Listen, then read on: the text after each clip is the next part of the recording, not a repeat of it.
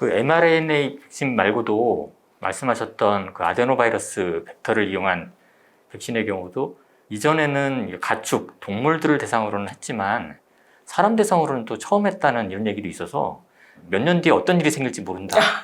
이런 얘기 있는데 혹시 가능성 있지 않을까요? 글쎄요. 저도 그런 얘기는 들었는데 이게 몇 년 뒤에 어떤 일이 있을까는 뭐 아데노바이러스 백신뿐만 아니라 mRNA 백신도 사람한테 처음 이제 사용을 하고 있는 백신이기 때문에 뭐 정말 장기적인 부작용, 후유증 이런 거에 대한 문제가 제기될 수도 있습니다. 이 아스트라제네카 같은 경우는 이제 몽키 아데노바이러스를 사용했고요. 얀센 같은 경우는 사실 사람의 휴먼 아데노바이러스를 벡터로 사용을 해서 약간 그 종류가 다른 것도 있습니다. 그래서 뭐 일각에서는 뭐 몽키이기 때문에 부작용이 더 심하다 뭐 이런 얘기도 있고 하는데요. 사실 그거에 대한 과학적 근거는 뭐 저도 잘 모르겠고요. 뭐 오늘 질문 중에서 가장 뜨거운 내용이 될 수 있겠는데 그 아스트라제네카 백신 접종 이후에 혈전증이 생기잖아요. 초반에는 인과관계 없다 이렇게 당국에서도 얘기하다가 결국에는 유럽, 특히 독일 등에서 집중적으로 보고가 되고 최근에는 발병 기전 치료법까지도 얘기가 되는데 이게 보통 혈전증하고 어떻게 다르고 왜 생기고 또 치료는 어떻게 해야 되는지 좀 알려주세요. 지금 백신을 맞고 나서 생기는 혈소판 감소증과 동반된 혈전증이라고 해야 되죠. 이게 백신 인듀스드 스롬보사이토페닉 스롬보사이토시스인가 해서 명명이 붙었더라고요. 예, 그래서 그게 이제 원래 헤파린 인듀스드 스롬보사이토페닉 스롬보사이토시스라고 헤파린을 오히려 혈전을 용해하는 헤파린을 썼을 때 스롬보시스가 생기는 기전이 있습니다. 그래서 그거와 유사한 기전으로 오히려 헤파린 인듀스드 스롬보사이토페니아와 스롬보시스는 헤파린을 쓰면 안 되고 오히려 헤파린을 끊고 이제 다른 기전의 항혈전제를 사용을 해야 좋아지는 걸로 되어 있어서 기존에 우리가 아는 혈전증은 치료제로 헤파린을 많이 사용을 하잖아요.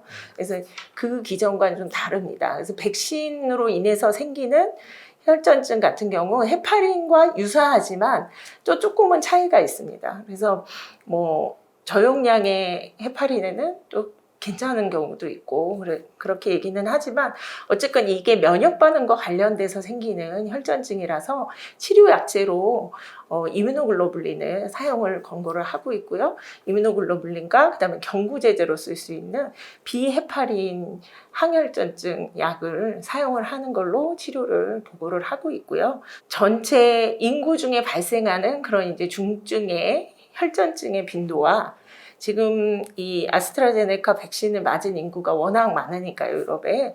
그 사람들과의 비율을 봤을 때 결코 더 많은 발생률이 아니다라고 얘기를 하고 있는 게 이제 회사 측의 입장이고요. 근데 최근에도 계속 그런 뉴스들 주사를 맞고 반신마비가 됐다, 의식을 잃었다, 뇌출혈이 왔다 이런 뉴스를 보다 보면 보고가 많아져서 그런 건지 아니면 정말 부작용이 실제로 많이 생기는 건지 구분이 안 될 것 같은데 다른 원인 때문에 사망을 했다 그러면은 이걸 원인을 어떻게 알 수 있을까요? 부검 같은 걸로 알 수 있을까요? 글쎄요, 부검만 가지고 알기는 어려울 것 같고요. 지금 그러니까 해외에서 보고된 여러 가지 증례들의 경우 이제 그렇게 사망되기 전에 이제 질병을 알게 돼서 혈전증을 발견하게 됐을 때 저희가 그 관련된 몇 가지 검사 인자들이 있습니다. 그래서 뭐 PF4나 이런 그 혈전과 특히 이 백신 맞고 나서 관련이 되어 있는 그런 항체나 이런 검사를 해볼 수가 있고요. 백신을 맞고 5일에서 20일 정도 사이에 생기는 경우가 거의 대부분입니다. 그래서 맞고 나서 하루 이틀이 아니라 조금 시간이 경과한 다음에 혈전은 발생되는 게 특징적일 수 있고요.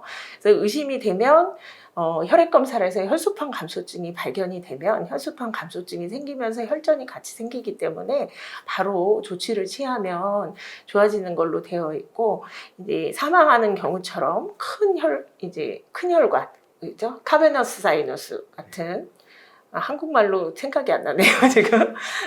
뇌정맥동 아마 뇌정맥동? 네. 예. 그런 큰 혈관에 대한 혈전증은 사실 다른 원인에 의해서 생기더라도 굉장히 사망률이 높은 질환 중에 하나라서 작은 혈관이나 이런 거는 빨리 발견해서 빨리 이뮤노글로불린 치료를 하면 좋아진다라고 빨리 치료하는 게 중요하다라고 얘기를 하고 있습니다. 그럼 주사 맞고 몇 시간이나 뭐 하루 이틀 정도 뭐 나고 이런 증상들 말고 그 기간이 지나갔다고 해서 안심하고 뭐 괜찮다 이렇게 보기는 어려운 거네요. 백신을 맞고 나서 사실 하루 이틀 열 나고 몸살처럼 쑤시고 근육통에 열에 뭐 설사도 있을 수 있고요. 여러 가지 증상이 생길 수 있는데 대부분의 경우 이틀 정도가 지나면 호전이 됩니다. 근데 그렇지 않고 증상이 계속 지속이 되면 저희가 보통 뭐 3, 4일 이상 계속 아프고 열 나고 다른 이상 증상, 복통이 있다든지 두통이 심해진다든지 그러면 바로 검사를 해보셔야 됩니다.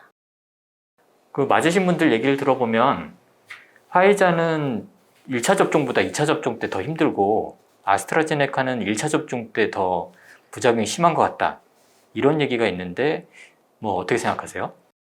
이제 파이자 같은 경우는 1차 접종을 하고 나서는 거의 아프신 분이 없습니다. 부작용을 호소하는 분들이 이제 뭐 팔의 통증 정도, 가벼운 몸살이나 이런 정도였고 대신에 3주 뒤에 2차 접종을 받고 나서 열이 난다든지 심한 근육통, 뭐 몸살 이런 걸로 고생하신 분들이 많이 있습니다. 그래서 2차 접종 후에 파이자 백신은 확실히 부작용이 더 많은 건 맞는 것 같습니다. 아스트라제네카는 1차 접종 후에 부작용이 많습니다. 실제로 지금 사용 중인 백신 중에 이렇게 부작용이 많은 백신이 있었나 아마 접종 센터를 이제 시작하시는 아마 의료기관에서는 느끼실 텐데요. 보면 많게는 93%까지 한 가지 이상의 부작용을 경험한 직원들이 많고요. 실제로 낮은 데서도 80몇 프로 정도는 다 부작용이 있습니다. 그래서 그렇게 많은 백신 아마 못 보셨죠. 그래서 확실히 주사 맞고 국소 부작용이나 전신 부작용이 굉장히 많은 백신임은 틀림이 없습니다.